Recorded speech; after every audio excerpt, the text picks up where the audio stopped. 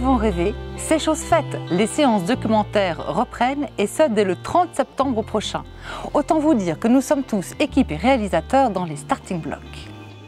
Nous vous donnons donc rendez-vous le 30 septembre au Centre Paul Morand à Champagne-Mont-d'Or pour une programmation haute en couleurs de films documentaires soigneusement sélectionnés pour votre et notre plus grand plaisir.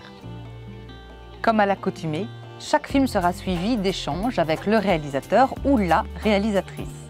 Je serai heureuse d'animer ces débats qui promettent d'être aussi riches qu'instructifs, toujours sur le ton convivial cher aux Champenois et à l'équipe documentaire. Alors à vos agendas!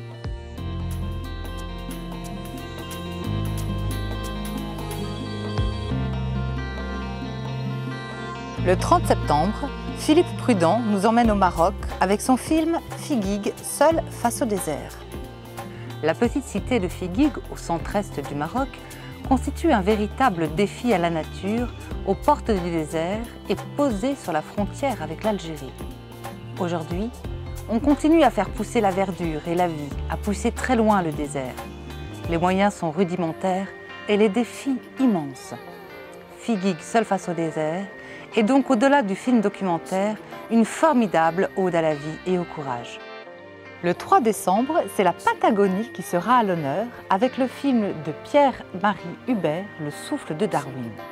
Dans une nature sauvage avec des paysages à couper le souffle, Pierre-Marie a parcouru des espaces grandioses à pied, à cheval et en kayak, suivant ainsi les traces de Darwin quelques 150 ans plus tôt.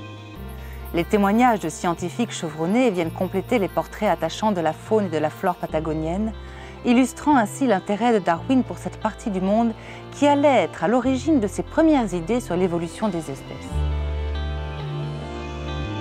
Nous partons le 17 février en Ouzbékistan en compagnie de Daniel et Gilles Hubert avec leur très beau film La turquoise des steppes. Au cœur de l'Asie centrale, entre steppe et désert, l'Ouzbékistan renaît de ses 70 années de soviétisation. La métamorphose de la République ouzbèque est stupéfiante.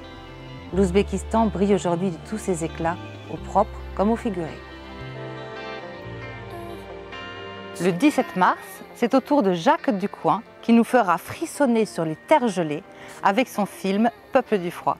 Après un séjour intense auprès de nomades nénètes, éleveurs de rennes de Sibérie, Jacques vous invite au festival de glace sur le lac Kovskol, surnommé la perle bleue de Mongolie, puis dans l'Altaï avec les éleveurs de yaks et les aigliers. Enfin, avec son fils David et son ami Nono, ils empruntent la rivière gelée du Zanskar pour retrouver une famille après 25 ans. Un voyage périlleux, des retrouvailles émouvantes au cœur de l'Himalaya. Nous sommes impatients de vous retrouver. À très vite pour ce nouveau cycle de programmation d'aventures documentaires.